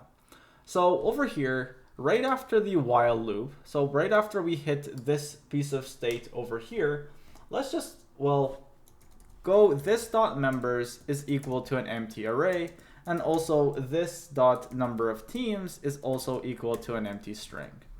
So now if I were to do something like 1, 2, 3, 4, and then I say 2, everything is now back to an empty state after we have generated our team. All right, cool. So now what I also want to do is, of course, display an error. And the easiest way to display an error, we actually also done this functionality already, is once we hit this state, we can, as well as return, we can just say this dot error message. And in this case, we can just say something that invalid number. So we can just say invalid input or invalid number of teams or something like that. So now if the person were to just press generate, we get this error. If they were to put 0, we get this error. And if they were to put some negative number, we get this error. However, if we pass this check, I want to completely remove the error. So what we can do here is simply say this dot error message is, well, an empty string. Now over here, I also want to catch another error. And this is the case where the number of teams is greater than the amount of members that we have. So we can simply say over here, well, this dot members dot length. So if the this dot members dot length is less than this dot number of teams, then what I want to do is I want to throw an error. So I say throw an error. We're not really throwing an error. We're just changing the state. So over here we can say something like not enough members, and we can simply return. So this is really the only cleanup that we have to do. So if I were to add, let's just add these gibberish people. So if I were to add this and I were to say, I don't know, 0, well, that's invalid. If I were to put negative something, invalid. But if I were to add a valid number, so let's say, or if I were to add maybe like 19, now I get a different error, not enough members. But if I were to say 2, then it actually generates it and everything is removed. All right, cool. That's awesome. And that is pretty much the cleanup. This was a little quick and easy. Now the absolute last thing that we need to do is, let's go to the actual complete version of this, is when we generate our teams,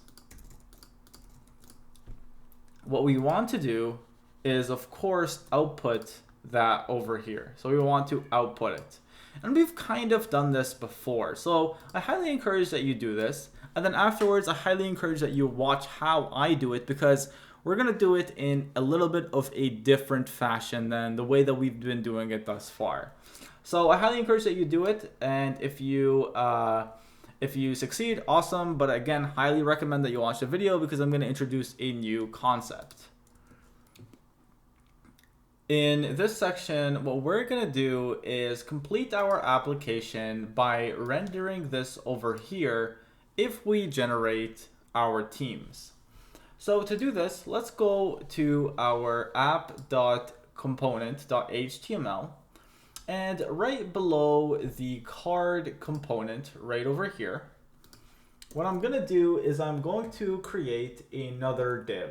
And this div is going to be the .teams, or it's going to have a div, and it's going to have a class of teams container, because it's going to be the div that's going to contain all of our teams.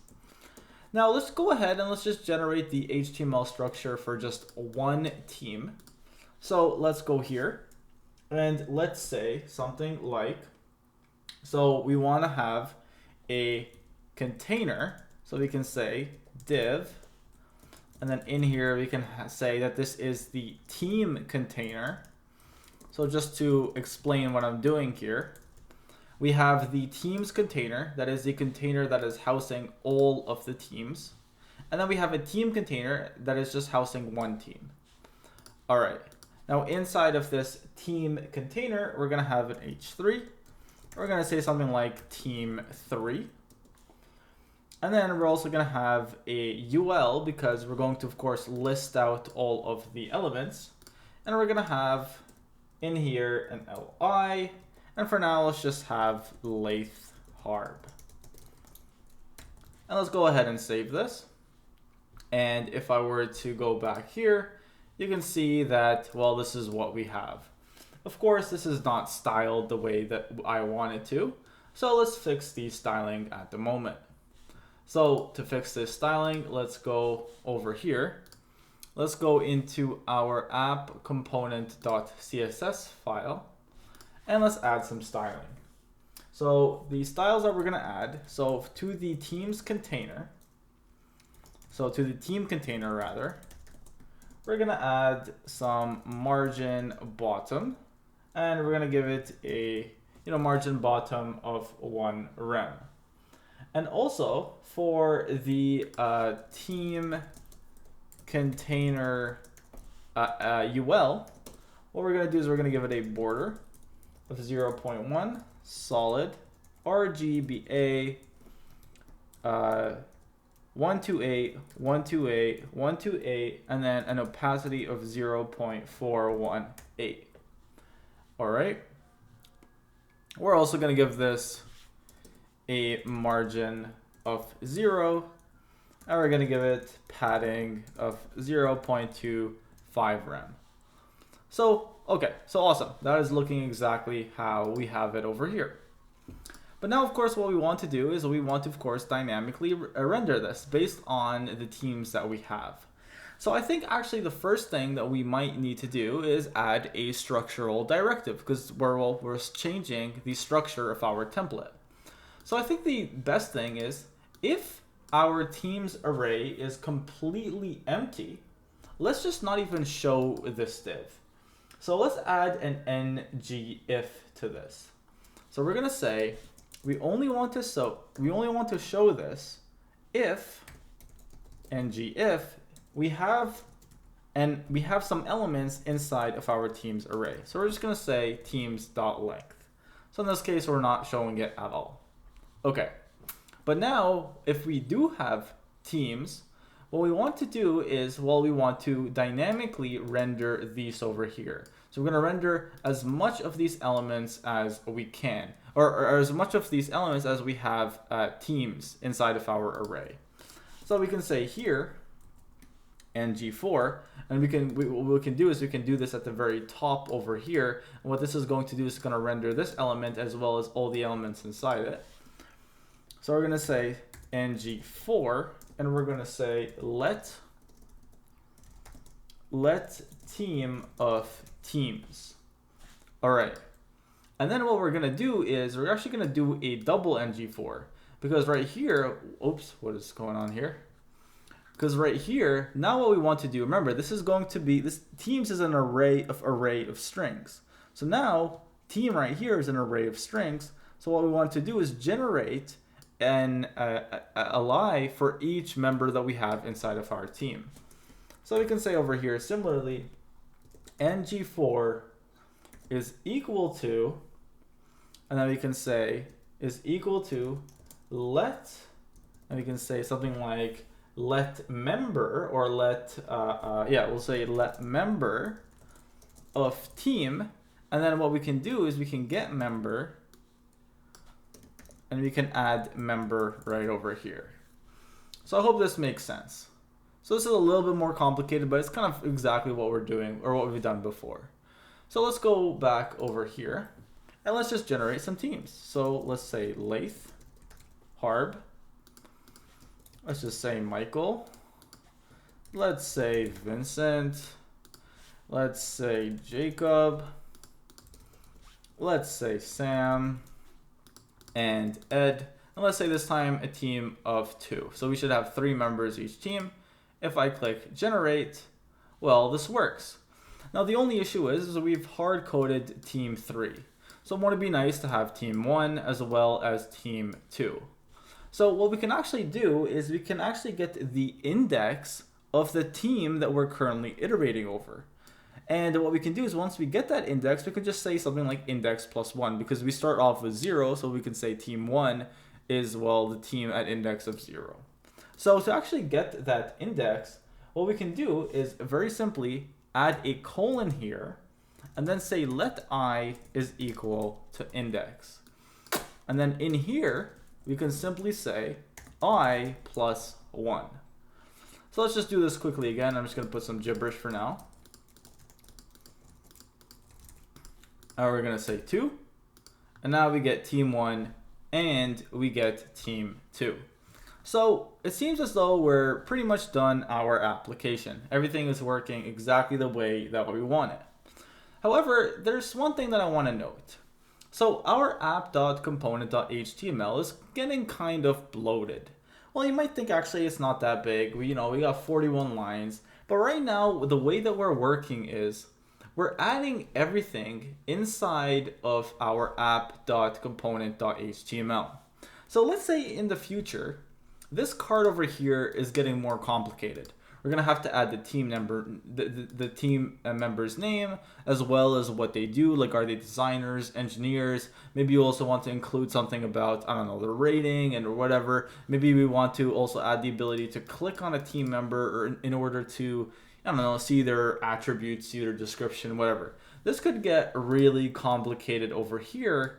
And right now, what we're doing is we're actually storing this in one local state.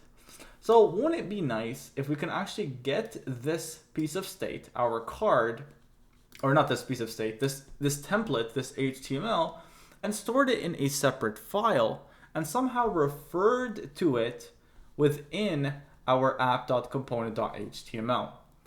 And we can actually do that. And we can actually do that with components. So what we can do is we can actually extract out templates, and we can then refer to them in separate components. So right here, what we have is an app.component. So this is actually a component. And we can create multiple components, and then we can bring these components together to build out our application. So to make more sense of this, let's actually just go to our terminal and create a new component. Now, in order to create a new component, what we're going to say is ng, then g for generate, and then we're going to say we want to generate a new component. And then we want to give our component a name. So let's just call this component team. So ng generate component team. And as you can see here, what it's going to do is it's going to add a team directory inside of our app directory. And this looks very similar to what we have before. We have a team.component.css, team.component.html, team.component.specs. We'll talk about specs maybe in a future video. And then we also have our team.component.ts. So what we can do is we can actually utilize the same logic but separate our code. So let's actually do that right now. So what I want to do is, remember, I want to go to my app.component.html. I want to remove this right over here. And what I want to do is I want to go to my team.component. And in here, what I want to do is I want to paste this in. And for now, let's just completely get rid of this. Let's completely get rid of this. Let's just say team1 for now. Let's also get rid of this. And let's just hard code lathe harb in here. And so now we have actually completely separated out our component from our app.component.html.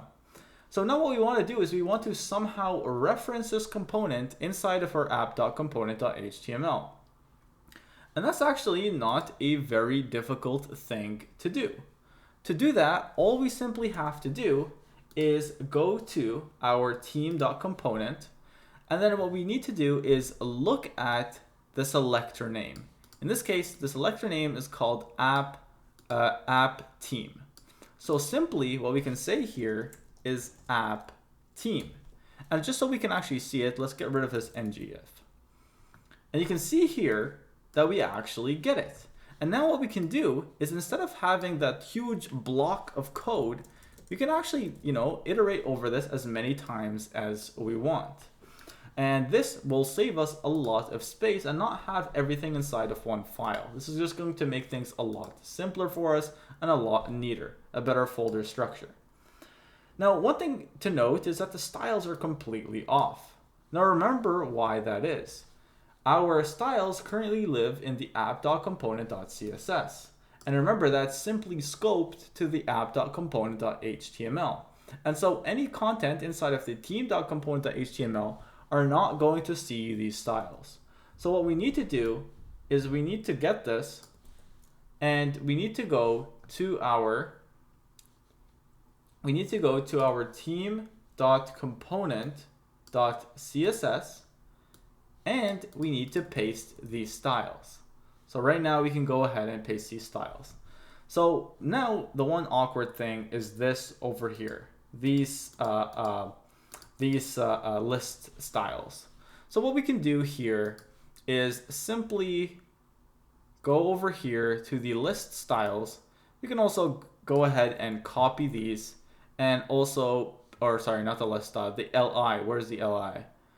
Li. Yeah, we can get the li, and we need the li inside of the app.component.css because we use that to style these elements.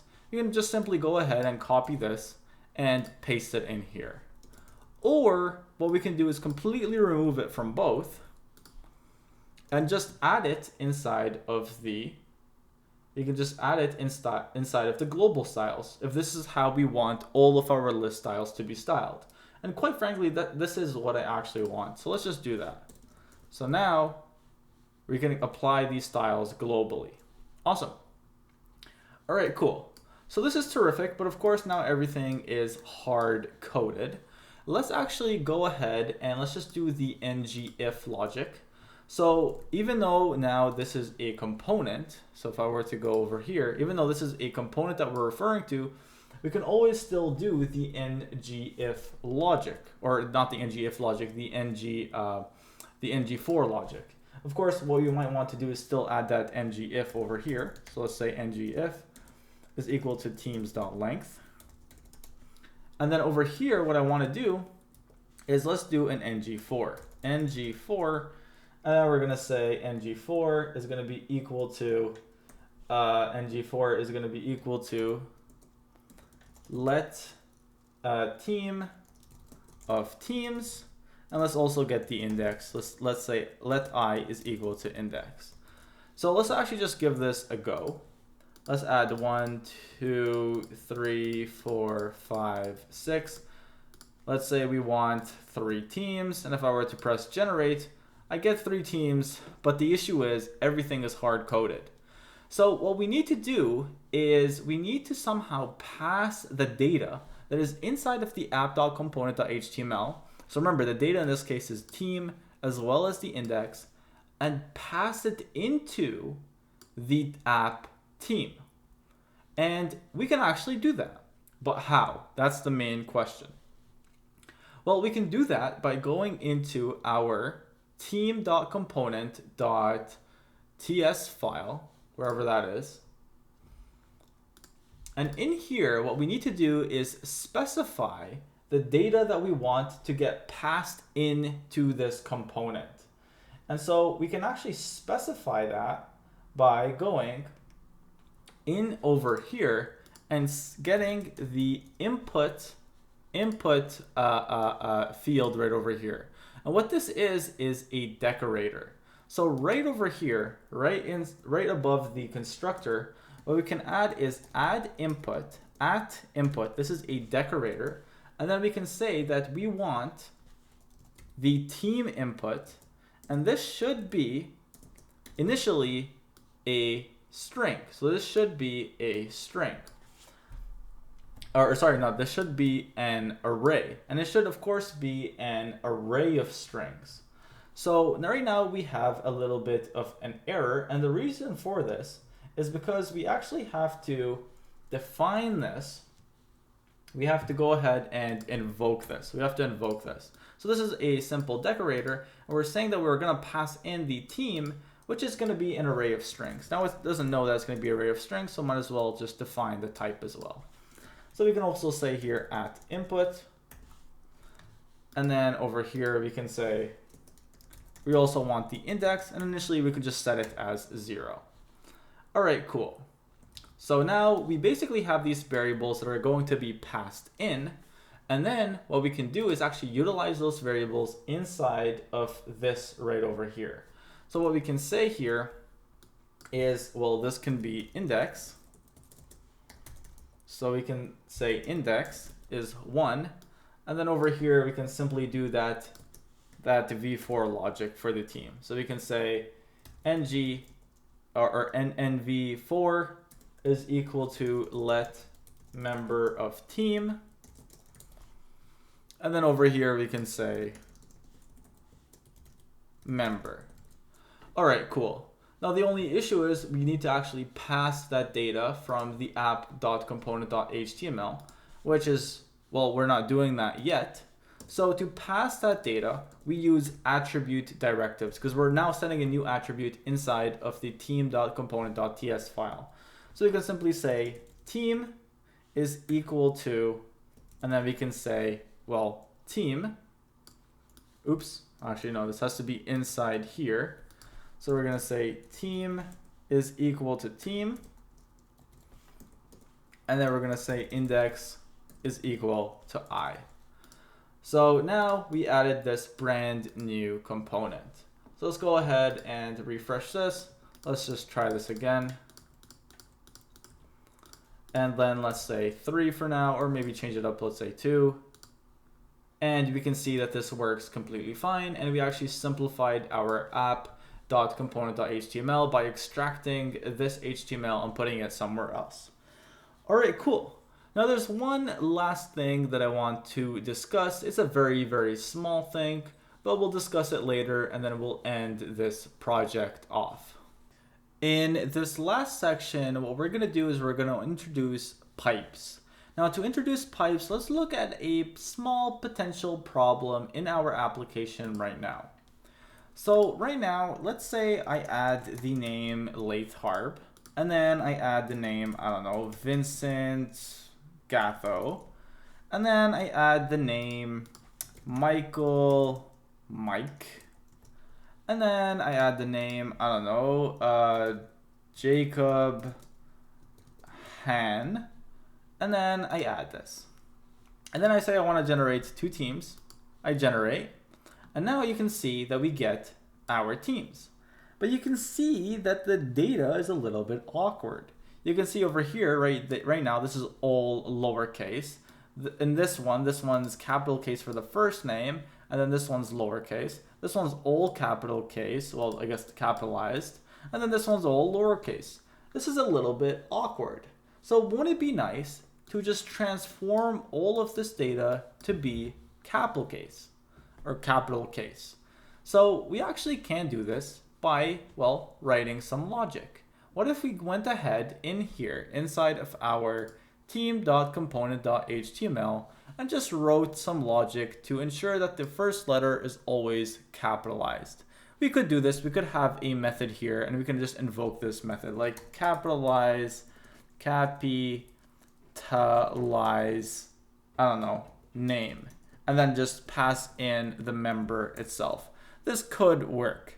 However, this is going to be too much work. Well, you're going to have to write this method, and, well, it's going to be relatively annoying.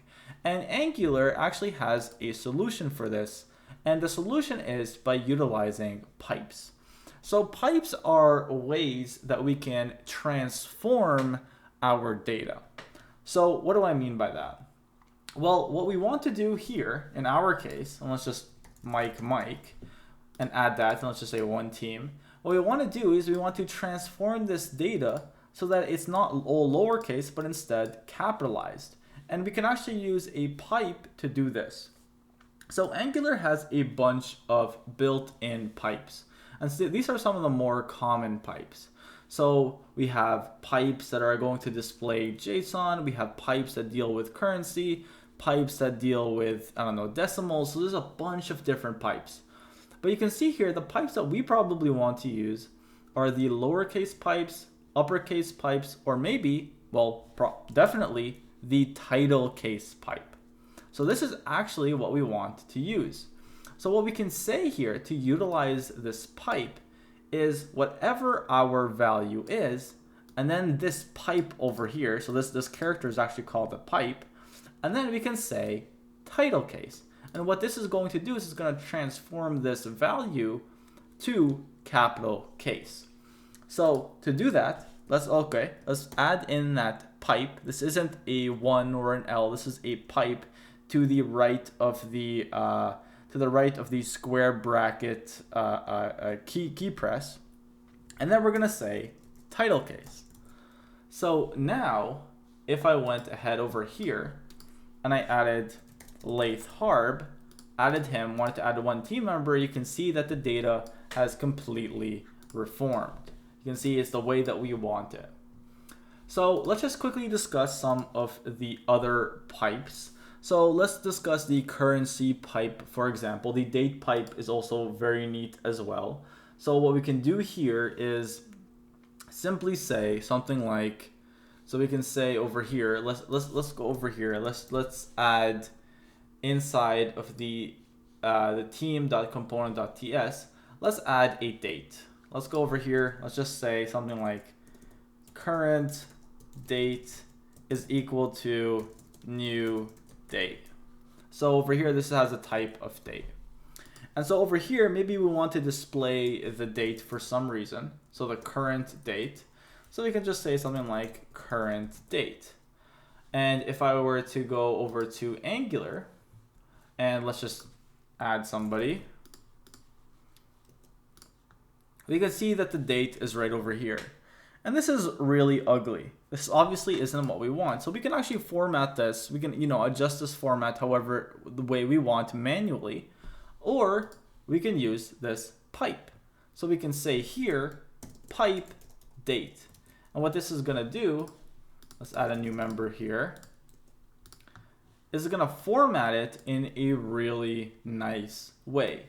So you can see that we can actually utilize this in multiple different ways. Isn't that terrific? And we can actually pass variables in, but this is kind of outside of the scope of this project. We'll talk about that a little bit later.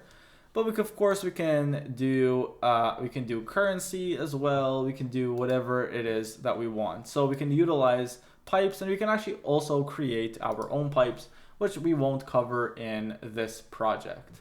So that is just pipes, and that actually concludes our application. So I hope you guys are happy.